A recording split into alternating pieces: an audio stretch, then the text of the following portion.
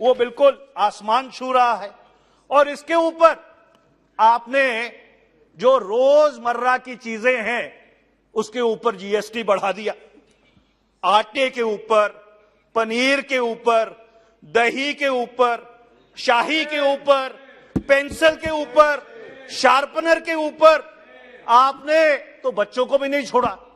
और जो हास्यास्पद बात यह है कि आपने जीएसटी चमचों और कड़छियों पे भी बढ़ा दिया। और दुर्भाग्यपूर्ण बात यह है, जिससे मेरे मन को आहत हुआ, कि जो शमशान घाट है, शमशान घाट के निर्माण के ऊपर भी आपको 18% जीएसटी लगाने की जरूरत पड़ गई। किस तरह का मुल्क बना रहे हैं हम? ये जो महंगाई पे चर्चा है, ये एक व्यापक परिप्रेक्ष्य में हो रही है और उस परिप्रेक्ष्य का मैं इस सदन के समक्ष जिक्र करना जरूरी समझता हूं। अध्यक्ष जी, कोई भी अर्थव्यवस्था 5 बिंदुओं के ऊपर खड़ी है। 5 मूलभूत आधार के ऊपर कोई भी अर्थव्यवस्था खड़ी होती है।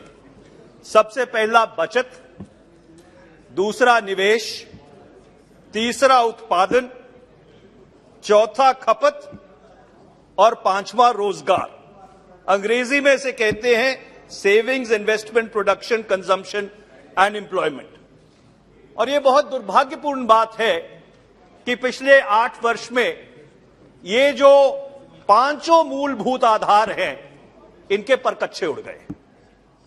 अध्यक्ष जी, वर्ष 2004 से लेकर 14 तक जब यूपीए की सरकार रही तो 27 करोड़ लोगों को गरीबी रेखा से ऊपर उठाया गया। और यह दुर्भाग्यपूर्ण बात है कि 2021 में एक रिपोर्ट सार्वजनिक हुई और उस रिपोर्ट के मार्फिक यह पता लगा कि 23 करोड़ लोग दोबारा से गरीबी रेखा के नीचे चले गए। जो अनूप सतपथी समिति है, जो ये कहती है कि गरीबी रेखा 375 रुपए प्रतिदिन की बेंचमार्क पे है, उसके नीचे चले गए। और उससे भी दुर्भाग्यपूर्ण बात यह है अध्यक्ष जी कि 77% जो इस देश का धन है, 77% जो इस देश का धन है, वो सिर्फ 1% लोगों के हाथ में है।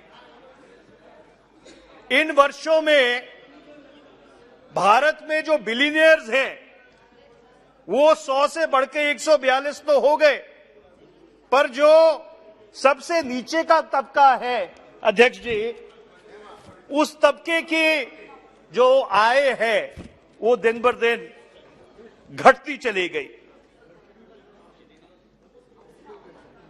जो सबसे अमीर 92 भारतीय हैं, उनके पास उतना धन है जितना 55 करोड़ भारतवासियों के पास है। इससे बड़ी असमानता इस देश में नहीं हो सकती।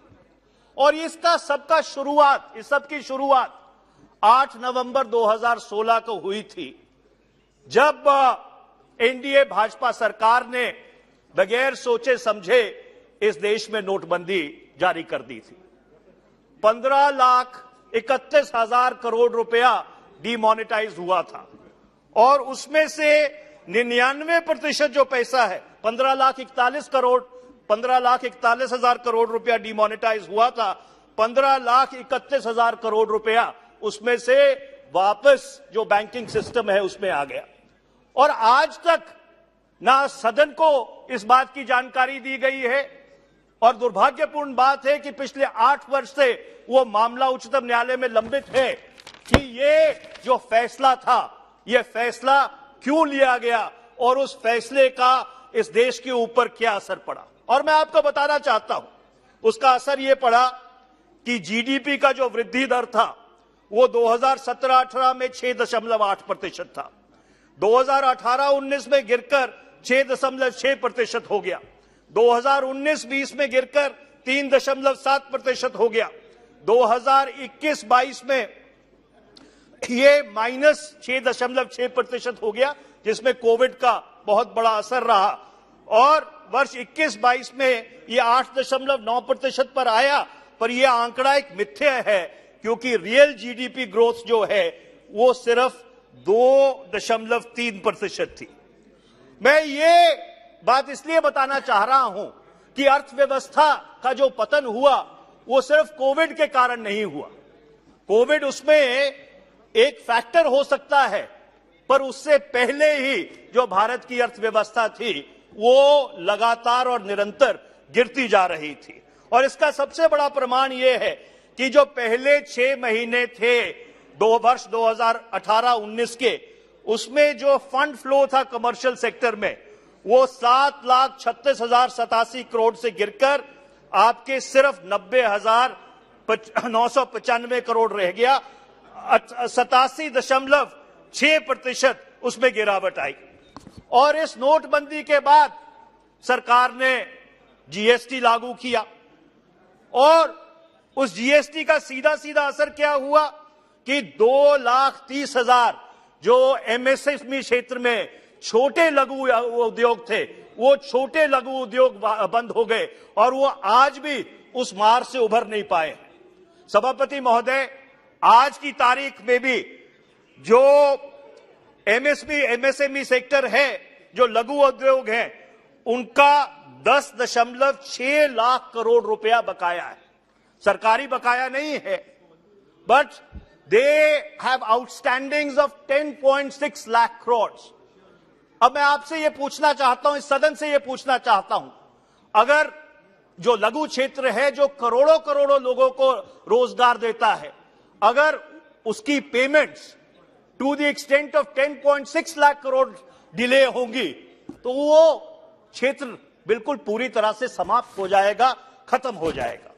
और इस नोटबंदी का, जीएसटी का जो असर है वो सिर्फ आपके लघु उद्योग पे नहीं पड़ा।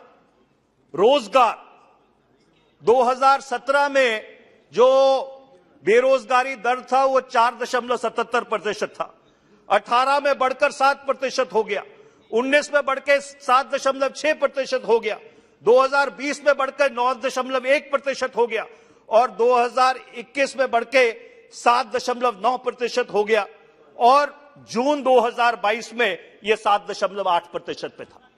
सभापति महोदय, किसी भी विकसित देश में जो मापदंड है वो ये है कि 2/3 लोगों को रोजगार मिलना चाहिए।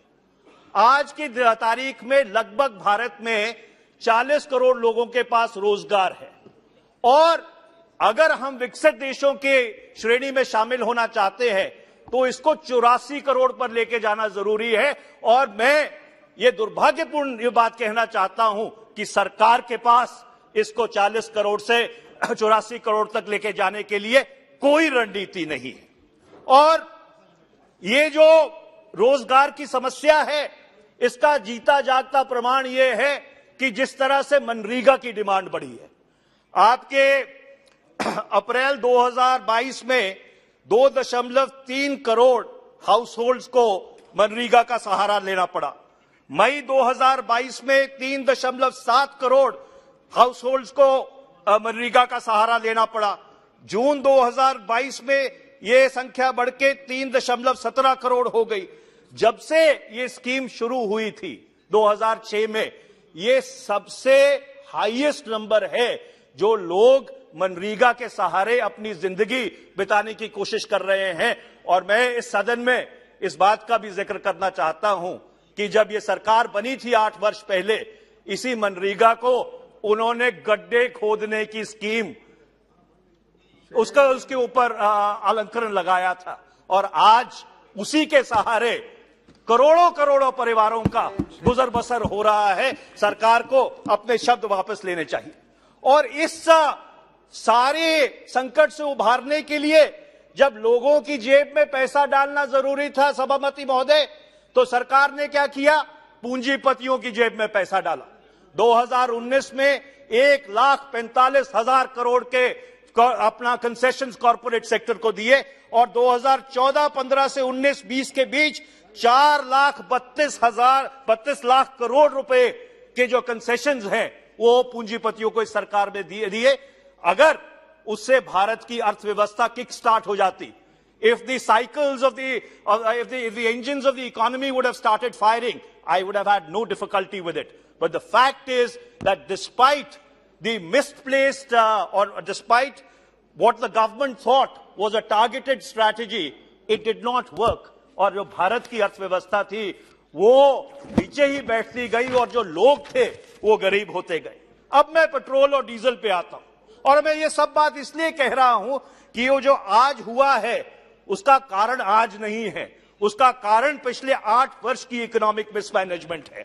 2014-15 से लेके 21-22 तक इस सरकार ने 27 लाख करोड़ रुपया एक्साइज टैक्स और डिविडेंड के मार्फत पेट्रोल और पेट्रोलियम सेक्टर से इकट्ठा किया। उसमें से 23,625 करोड़ रुपया एक्साइज ड्यूटी के मार्फत और 4,23,775 करोड़ रुपया डिविडेंड और इनकम टैक्स के मार्फत। और अचंभे वाली बात यह है कि सरकार अपना खजाना तो भरती रही पर लोगों की जेबें खाली करती रही। मैं आपको एक उदाहरण देना चाहता हूं। अप्रैल 2011 में जब कच्चे तेल की कीमत $150 थी तो पेट्रोल 58 रुपए 56 पैसे में बिकता था और जुलाई 2022 में जब कच्चे तेल की कीमत $98.94 हो गई तो पेट्रोल 96 रुपए 72 पैसे में बिक रहा है। 1 मार्च 2014 को एलपीजी सिलेंडर की कीमत 410 रुपए थी। 1 अगस्त 2022 को वो जो कीमत है वो बढ़कर 1003 रुपए हो गई। अब अगर आप गरीब लोगों के ऊपर, भारत की जो माध्यमिक श्रेणी है उसके ऊपर इतना ज्यादा बोझ डालोगे तो सारा मुल्क त्राही त्राही करेगा महंगाई से। अब आप इन्फ्लेशन पे आ जाइए, महंगाई पे। पिछले 14 महीने से डबल डिजिट महंगाई दर है इस देश में, पिछले 30 साल में सबसे ज्यादा। अप्रैल 2022 में ये 15.8% था, जुलाई में थोड़ा कम हुआ है और कंज्यूमर फूड प्राइस इंडेक्स जो है वो बिल्कुल आसमान छू रहा है। और इसके ऊपर आपने जो रोजमर्रा की चीजें हैं उसके ऊपर जीएसटी बढ़ा दिया। आटे के ऊपर, पनीर के ऊपर, दही के ऊपर, शाही के ऊपर, पेंसिल के ऊपर, शार्पनर के ऊपर आपने तो बच्चों को भी नहीं छोड़ा।